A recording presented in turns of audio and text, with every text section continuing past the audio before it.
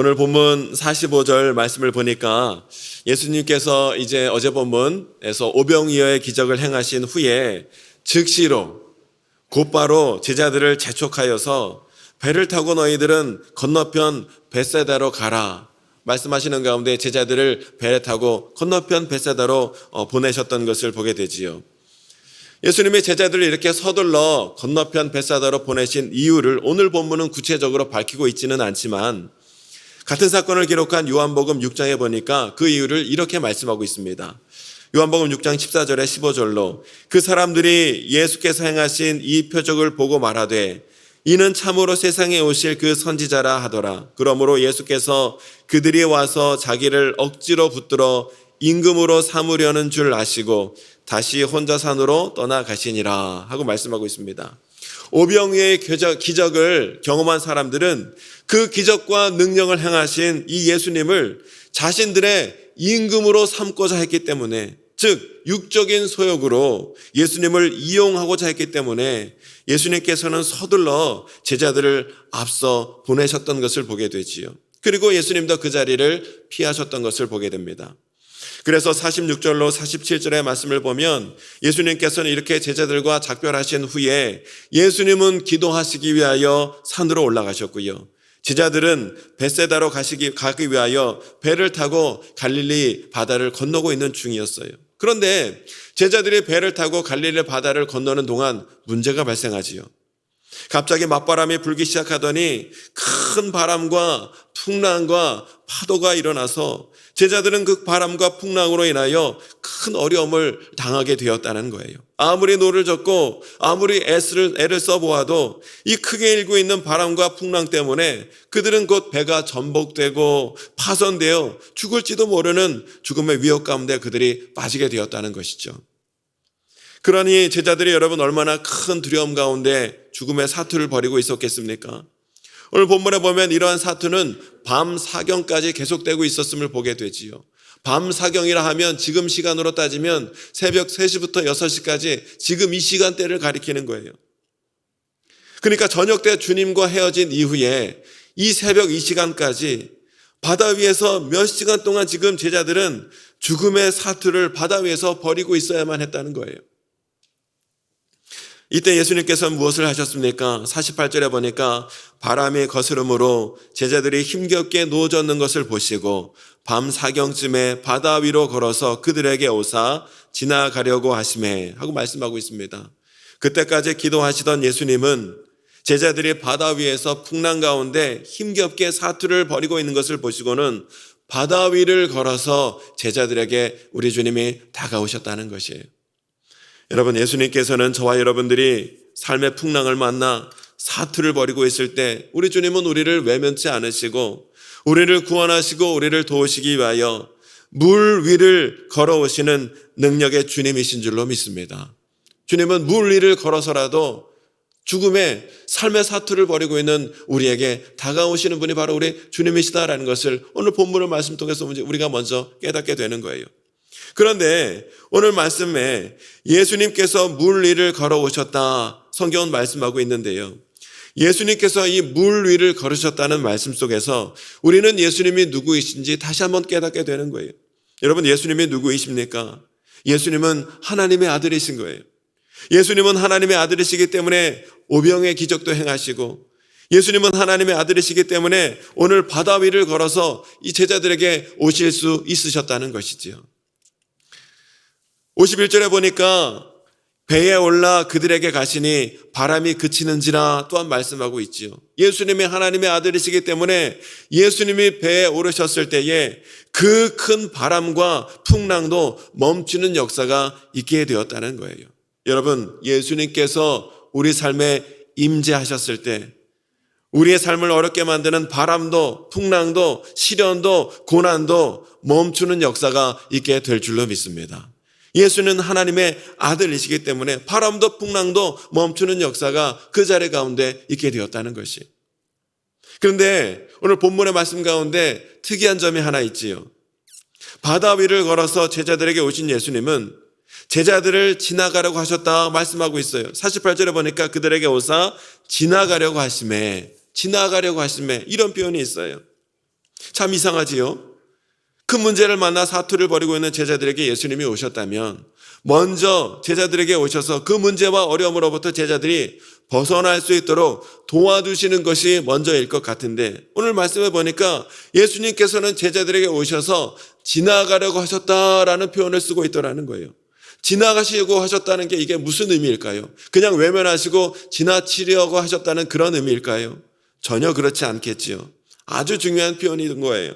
지나가다라는 표현은 구약 성경에서 어떤 의미로 사용되냐면 하나님의 나타나심, 하나님의 현현과 임재를 표현할 때 지나가다라는 표현을 사용했다는 것이죠. 출애굽기 33장에 보면 하나님께서 모세에게 나타나실 때도 지나가신다라는 표현을 썼더라고요. 내 영광이 지나갈 때에 내가 너를 반석 틈에 두고, 내 영광이 지나갈 때에 내가 너를 반석 틈에 두고 너를 만나리라 말씀하신 거예요. 그리고 열왕기상 19장의 말씀에서도 하나님이 엘리야를 만나실 때도 지나가시다라는 표현이 사용된 것을 보게 됩니다. 여호와께서 이르시되, 열왕기상 19장 11절에 보니까 여호와께서 이르시되 너는 나가서 여호와 앞에서 산에 서라 하시더니 여호와께서 지나가시는데 하고 말씀하고 있어요. 이와 같이 지나가신다는 말씀은 하나님의 임재, 하나님의 나타나심을 뜻할 때 바로 지나가신다라는 표현을 사용했다는 것이죠. 때문에 오늘 본문의 말씀 가운데 예수님이 물 위를 걸어서 예수님의 제자를 지나가신다라는 말씀은 무엇을 뜻하는 말씀이냐면 예수님이 곧 하나님이시다라는 것, 예수님께서 하나님으로서 하나님이 그 자리에 나타나시고 임재하셨다라는 것을 뜻하는 말씀이라는 거예요. 이렇듯 오늘 본문은 계속해서 무엇을 말씀하고 계시는가? 예수님이 하나님의 아들이시고 예수님이 하나님이시다는 것을 계속 말씀하고 있는 거예요. 예수님이 하나님의 아들이시기 때문에 오병이의 사건을 통하여 물 위를 걸으시는 예수님의 모습을 통하여, 또 제자들 곁을 지나가신다라는 표현을 통하여, 또 바람과 풍랑까지도 멈추시는 역사를 통하여 성경은 계속해서 예수님이 하나님의 아들이시요 하나님이시다라는 것을 계속 증거하고 있다는 거예요. 그런데 놀랍게도요, 예수님의 제자들은 예수님과 함께 생활을 하는 가운데 예수님께 말씀을 들었습니다. 말씀을 배웠습니다. 예수님의 수많은 기적과 역사를 직접 목격했습니다. 이런 것을 수많이 체험했음에도 불구하고 이 예수님의 하나님 되심, 예수님이 곧 하나님이라는 사실을 아직까지 믿지 못하고 깨닫지 못하고 있었다는 거예요. 증거가 무엇입니까? 오늘 49절의 말씀을 보니까 제자들이 그가 바다 위로 걸어오심을 보고 유령인가 하여 소리를 지르니 하고 말씀하고 있어요. 제자들이 바다 위로 걸어오시는 예수님을 보면서 뭐라고 생각했다고요? 유령이 아닌가 생각했다는 거예요. 바다 위로 걸어오시는 예수님을 보고 유령이 아닌가 그렇게 생각했다는 것이죠. 제자들이 얼마나 놀랐으면, 얼마나 제자들이 예수님을 못 알아봤으면 예수님께서 50절에 이렇게까지 말씀하셨어요. 그들이 다 예수를 보고 놀람이라. 이에 예수께서 곧 그들에게 말씀하여 이르시되 안심하라, 내니 두려워하지 말라 하시고, 얼마나 제자들이 예수님을 알아보지 못하고 예수님의 하나님 되심을 알아보지 못하는 가운데 유령이라까지 생각하고 있으니까 예수님께서 안심하라, 나다, 놀라지 마라 이렇게 말씀하시더라는 거예요. 여러분, 제자들은요 바로 몇 시간 전에 보리떡 5개와 물고기 2마리로 5,000명을 먹이셨던 오병이의 기적 사건을 자신의 바로 눈앞에서 보고 듣고 목격했음에도 불구하고 제자들은 여전히 예수님이 하나님의 아들이라는 사실을 전혀 깨닫지도 못하고 믿지도 못하고 있었다는 것이지요. 그 이유를 뭐라고 말씀하고 있는가? 52절에 보니까 이는 그들이 그 떡 떼시던 일을 깨닫지 못하고 도리어 그 마음이 둔하여졌음이로라 하고 말씀하고 있습니다. 제자들이 마음이 둔하여졌기 때문에 영적인 눈을 뜨지 못한 채 예수님을 온전히 바라보지 못하고 있었다는 것이죠. 여러분, 여기서 제자들의 마음이 둔하여졌다는 것은 제자들의 마음이 완악하여졌다는 말과 똑같은 말이에요. 제자들의 마음이 완악해진 이유는 바로 조금 전에 목격한 오병이어 기적의 표적의 의미를 제대로 깨닫지 못했기 때문이었다는 것이죠. 오병이어의 기적을 통하여 예수님이 하나님이라는 사실을 제자들이 온전히 깨닫고 있었다면 물 위를 걸어오시는 예수님이 전혀 이상할 것이 없는 것으로 다가왔겠지만, 오병이어의 기적을 통하여서도 예수님이 하나님이라는 사실을 전혀 깨닫지 못하니까 물 위를 걸으시는 예수님, 풍랑을 잔잔케 하시는 예수님을 보고 그들이 유령인가 하여 생각하고 있더라는 것이죠. 여러분, 오늘도 우리가 예수님을 나의 구주, 나의 구원자, 나의 하나님으로 내가 온전히 믿지 못하고 고백하지 못하고 영접하지 못하면, 오늘도 예수님께서 성령으로 우리 삶 가운데 임재하시고 다가오시고, 예수님께서 성령을 통하여 수많은 일을 행하시고 수많은 기적과 역사를 우리에게 베풀어 주신다 할지라도 우리는 그것을 제대로 보고 듣고 목격하지 못한 채 온전히 주님의 역사를 기쁨으로 누리지 못하게 되리라는 거예요.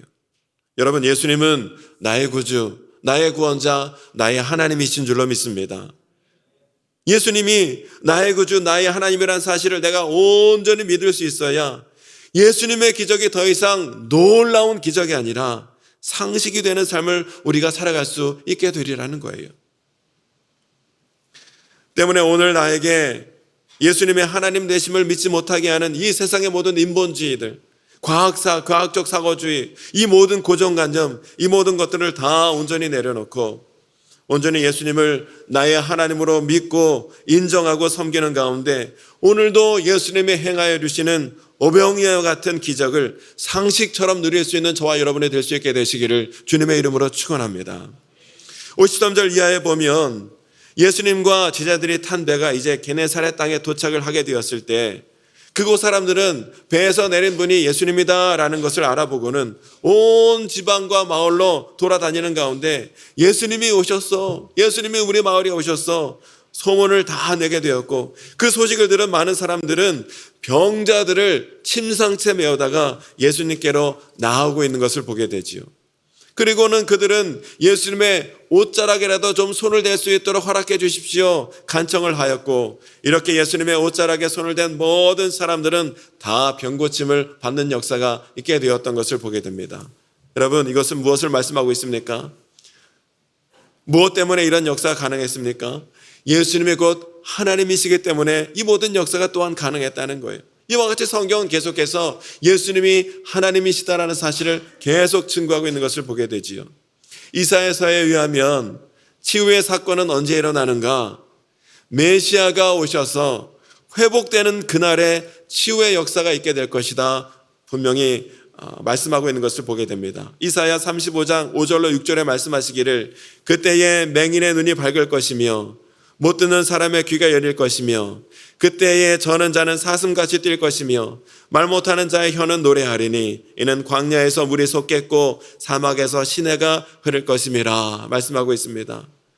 우리를 구원한 메시아가 이 땅에 오시는 그때에 이러한 놀라운 치유와 회복의 역사가 도처에서 일어나게 될 것이다 이사야 선지자가 예언한 바가 있는데, 마가는 오늘 본문에서 예수님의 이 치유 사건을 많이 기록하는 가운데 예수님이야말로 우리들이 그동안 기대하고 고대했던 메시아, 구원자, 하나님이라는 사실을 지금 증거하고 있다는 사실이에요.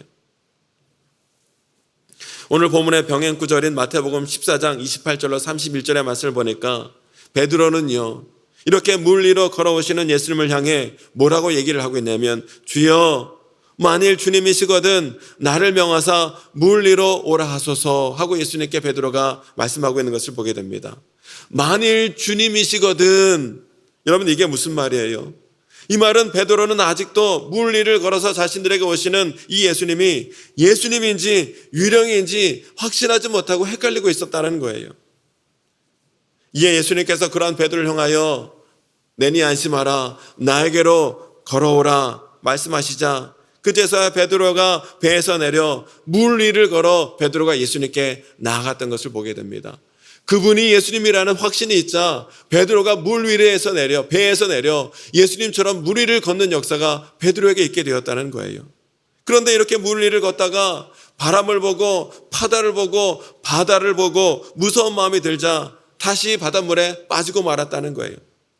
두려움과 함께 믿음이 사라지자 바닷물에 빠지고 말았다는 것이죠. 예수님께서는 그러한 베드로를 건져주시면서 주님께서 말씀하시기를, 마태복음 14장 28절의 말씀을 보니까 믿음이 작은 자여 왜 의심하였느냐 말씀하고 있는 것을 보게 됩니다. 여러분, 우리의 삶 가운데 주님의 역사를 누리게 하는 근본은 바로 믿음에 있다라는 것을 우리에게 말씀해 주고 있는 대목이라는 거예요. 오늘 우리는 이 말씀 속에서 예수님께서 물 위로 걸어오시는 이 사건을 통하여 제자들에게 무엇을 말씀하고자 하시는지를 다시 한번 깨닫게 되는 거예요. 예수님은 이 표적들을 통하여 오병이의 기적 사건과 물 위를 걸어오시는 이 사건과 풍랑과 바다까지 잠잠케 하시는 이 사건을 통하여 예수님은 제자들이 예수님을 하나님으로 믿고 인정하는 그 마음을 갖기를 원하셨다는 것이죠. 이 시간 간절히 바라기는 오늘 오병이의 기적을 행하시고 물 위를 걸으시며 바람과 풍랑까지도 잠잠케 하시는 그 예수님이 오늘 나의 구주, 나의 구원자, 나의 하나님이십니다 하는 믿음의 고백이 오늘 저와 여러분에게 모두에게 있게 되시기를 주님의 이름으로 축원합니다.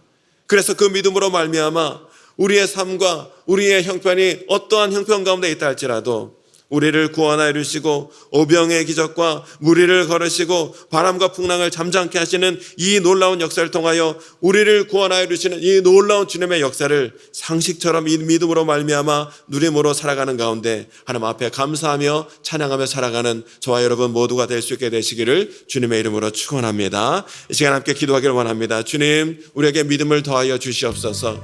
특별히 예수님은 오늘도 나의 구주, 나의 구원자 하나님이십니다 라는 믿음을 가지고 주 앞에 설 수 있도록 인도해 주셔서 이 기적이 있을 때, 오병이의 기적이 물 위를 걸어서 우리에게 오시는 주님이, 주님의 놀라운 기적이 우리에게 상식처럼 은혜로 다가오게 될 줄로 믿사오니 믿음으로 말미암아 우리를 구원해 주시는 주님의 역사를 기쁨으로 온전히 누릴 수 있도록 인도해 주시고 더욱더 주님만을 붙들며 주님 믿는 믿음으로 살아가는 하나님의 자녀 될 수 있도록 주님 인도하여 주옵소서. 우리 말씀을 기억하며 기도하시고 우리의 모든 삶의 문제를 주 앞에 간절히 맡기며 기도하는 이 시간이 되길 원합니다. 주여, 세 번 외치고 함께 기도하겠습니다. 주여.